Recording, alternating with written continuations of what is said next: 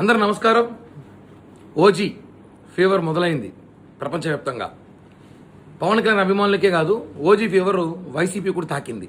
కాబట్టే తాడేపల్లి ప్యాలెస్ నుంచి అన్ని జిల్లాల్లో ఉన్న వైసీపీ అభిమానులు కూడా ఓజీ ఫీవర్తో వణుకుతున్నారు.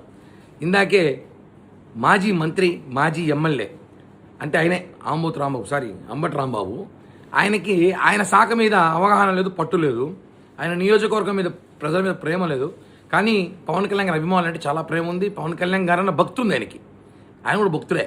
ఎందుకంటే సినిమా రివ్యూలు ఇస్తున్నాడు వచ్చి. పవన్ కళ్యాణ్ గారి సినిమా గతంలో అలా ఉన్నాయి, ఇప్పుడు ఇలా ఉంది. ఆ ఓజీ ప్రొడ్యూసర్ గురించి, డైరెక్టర్ గురించి బాగా మాట్లాడుతున్నాడు. కానీ ఆయన చెప్పాల్సిన విషయం మర్చిపోయాడు. ఓజీ అభిమానులు అంటే మేము పవన్ కళ్యాణ్ అభిమానుల గురించి చెప్పలా, అందరి గురించి చెప్పు, మా గురించి చెప్పు. తెలుసు కదా, మొన్న ఎన్నికల్లో చూపించాం కదా మా బలం ఏందో, మా సత్తా ఏందో. అలా ఉంటుంది పవన్ కళ్యాణ్ అభిమానులు. అరాచకం ఓజీ ఈసారి సినిమా రివ్యూలు ఇచ్చుకునే స్థాయికి మీరు పడిపోయారంటే ప్రజలన్నీ చూస్తున్నారు. నేను రాంబాబు గారు ఒకటి అడుగుతున్నా, టికెట్ల రేట్ల గురించి మాట్లాడతాను. హాస్యాస్పదంగా ఉంది. వినాయక చవితికి వినాయకుడికి లడ్లు ఎలా ఏలం పట్ల కొంటున్నారో భక్తులు, వాళ్ళ భక్తులు, దేవుని భక్తులు, అలాగే పవన్ కళ్యాణ్ గారి భక్తులు కూడా లక్షల్లో, ఈసారి వేలల్లో టికెట్లు వేలం పాటలో కొంటున్నారు. అది అభిమానం.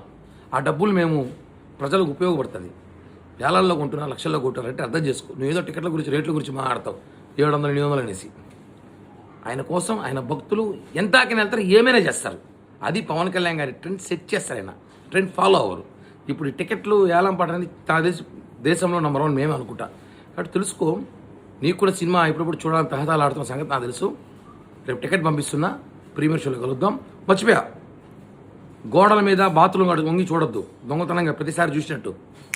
సినిమా టికెటే పంపిస్తా, వచ్చి ప్రీమియర్ షోలో కలుద్దాం. జై హింద్.